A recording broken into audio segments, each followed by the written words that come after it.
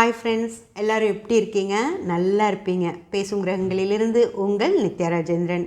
Friends, நம்ம நிறைய எல்லா கிரகங்களை பற்றியும் பார்த்து முடிச்சிட்டோம். முதல்ல புதன் பார்த்தோம், அடுத்து சூரியன், சந்திரன், செவ்வாய், குரு, சுக்கிரன், சனி முடித்து ராகுவையும் முடிச்சிட்டோம்.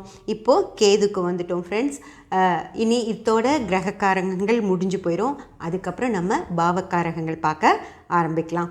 இப்போது கேதுவை பற்றி நம்ம பார்க்கலாம் ஃப்ரெண்ட்ஸ். கேது அப்படின்னு சொன்னாலே விநாயகருங்க.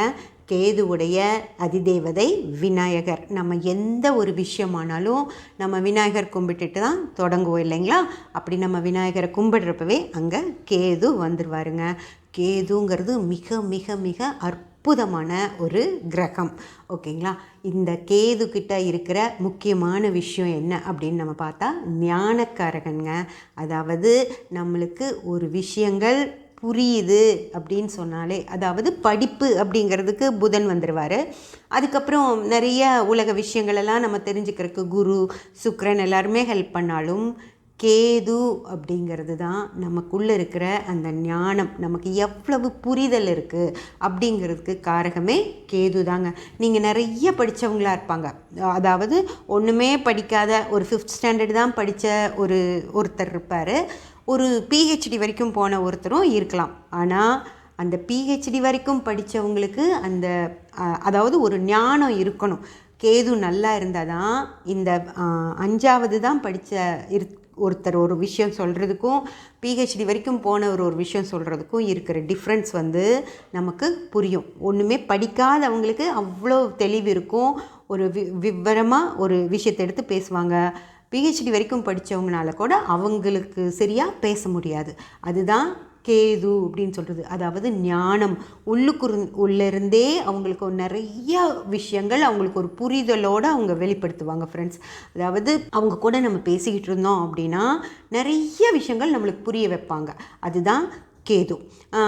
படித்தவங்க அப்படி எல்லாருமே படித்தவங்க படிக்காதவங்க எல்லாத்துக்குமே ஒரு புரிதலோட ஒரு விஷயங்களை நமக்கு தெளிவாக எடுத்து சொல்கிறவங்க. அதே போல் ஒரு விஷயத்தை ஒரு தடவைக்கு 10 தடவை யோசிக்கிறவங்க இந்த ஞானக்காரகன் கேது தான் ஃப்ரெண்ட்ஸ்.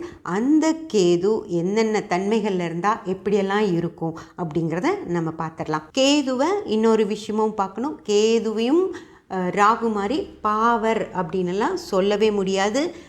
கேது கெட்டு இருந்துச்சுன்னா அவர் பாவர் தான், நான் இல்லைன்னு சொல்லலை. ஆனால் கேது நல்லா இருந்துச்சுன்னா ரொம்ப சிறப்பாக இருக்கும் ஃப்ரெண்ட்ஸ் அந்த ஜாதகம்.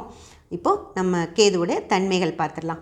அதாவது ஒரு ஜாதகத்தில் கேது நல்லா இருக்கார் அப்படின்னு வச்சுக்கோங்களேன், நல்ல தன்மையோடு இருக்கார் அப்படின்னா கேது மிக சிறப்பாக செயல்படும் ஃப்ரெண்ட்ஸ். அதாவது கேது அப்படின்றது உள் அப்படின்னு அர்த்தம் ஃப்ரெண்ட்ஸ். அதாவது நம்ம அகம் புறம் படித்தோம் இல்லைங்களா? அதில் அகம் உள்ளுக்குள்ளேயே எந்த ஒரு விஷயமானாலும் கேது நல்லா இருக்கிற ஜாதகங்கள் அவங்களுக்குள்ளேயே வச்சுக்குவாங்க ஃப்ரெண்ட்ஸ்.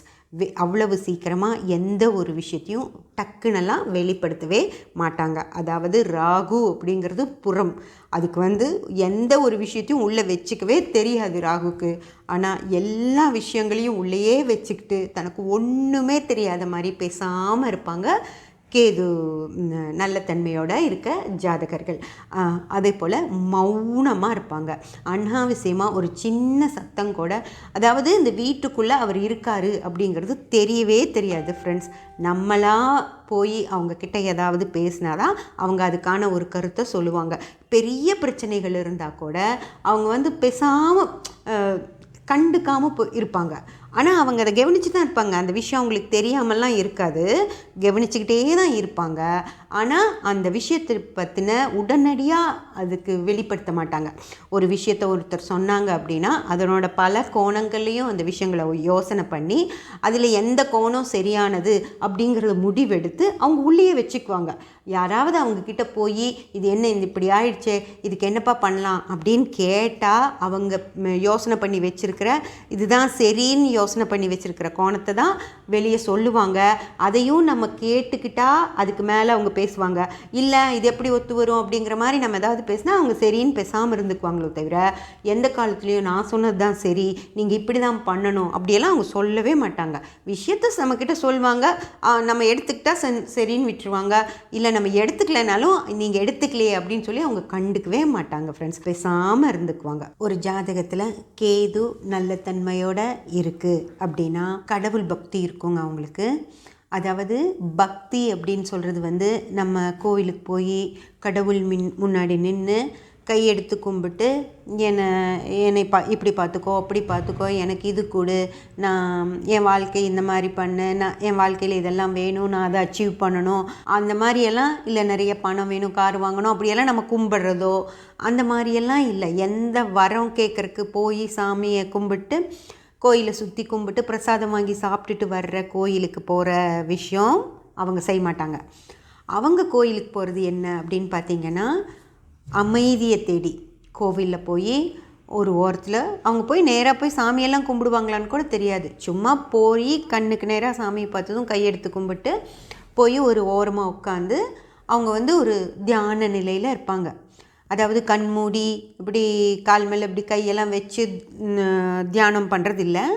அவங்க போய் ஒரு தூண் பக்கத்தில் சாஞ்சு நல்லா சௌரியமாக உட்காந்துட்டு ஒரு யோசனை பண்ணிகிட்ருப்பாங்க. அவ்வளவுதான் அவங்க தியானம் பண்ணுறது. அதாவது நீங்கள் நார்மல் மக்கள்லேயே அந்த மாதிரி பார்க்கலாம். ஞானிகளும் பெரிய மகான்களோ சாமியார்களோ தான் அப்படி பண்ணுவாங்கன்னு இல்லை. நார்மலாக நம்ம ஃபேமிலியில் இருக்கிற நம்ம ஒரு ஃபேமிலி மேன்ஸே, கல்யாணம் ஆகி குழந்தைங்களோட இருக்கிற ஃபேமிலி மேன்ஸே இல்லை லேடிஸும் சரி, அவங்க போய் கோயிலில் பேசாமல் உட்காந்துக்குவாங்க. அது என்ன அப்படின்னா, அவங்க ஆள் மனது அந்த கோயிலில் அப்படி நிறைஞ்சிருக்கும். அந்த கோயிலில் நடக்கிற எல்லா விஷயங்களும் அவங்க யோசிச்சுட்டு தான் இருப்பாங்க. ஆனால் இப்படி சாமி கும்பிட்றது அப்படியெல்லாம் இல்லை. அவங்களே அவங்கள ஒரு ஞான நிலையில் வச்சுக்குவாங்க. அதுதாங்க கேது நல்ல இதோடு இருக்குது அப்படின்னா, கேது அந்த மாதிரி தான் மக்களை நடத்தும். அதே போல் இந்த சாமியார்கள், இந்த காஞ்சி பெரியவா அப்படியெல்லாம் சொல்கிறாங்க இல்லைங்களா, மகா பெரியவா அப்படியெல்லாம், அவங்கெல்லாம் இந்த கேதுவோட பூர்ணத்துவம் வச்சுருக்கவங்க. அதாவது அந்த சாமியார்கள் மாதிரி கிட்டத்தட்ட கடவுளுக்கு அடுத்த நிலையில் இருக்கிறவங்க.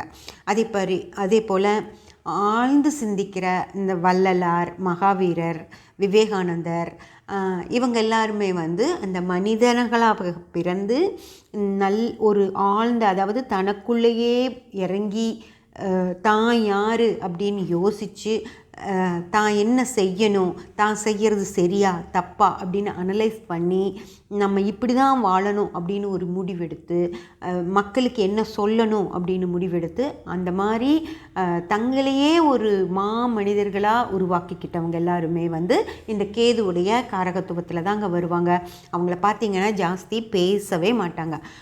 அவங்கக்கிட்ட இருந்து போய் அவங்கள ஏதாவது நம்ம கும்பிட்டோம்னா அவங்கக்கிட்ட இருந்து கையிலேருந்து ஒரு பூவோ ஒரு பழமோ அவங்க கொடுப்பாங்க.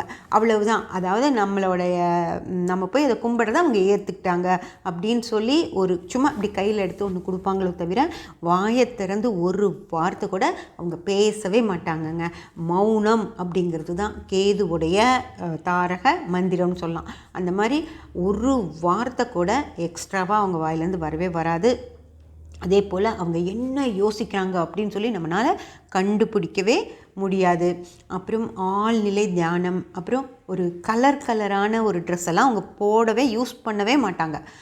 பார்த்திங்கனாலே ஒரு நல்ல ஒரு பிங்க் கலர் அப்படிங்கிறதெல்லாம் அவங்க வாழ்க்கையிலே அவங்க தொட்டு கூட பார்த்துருக்க மாட்டாங்க.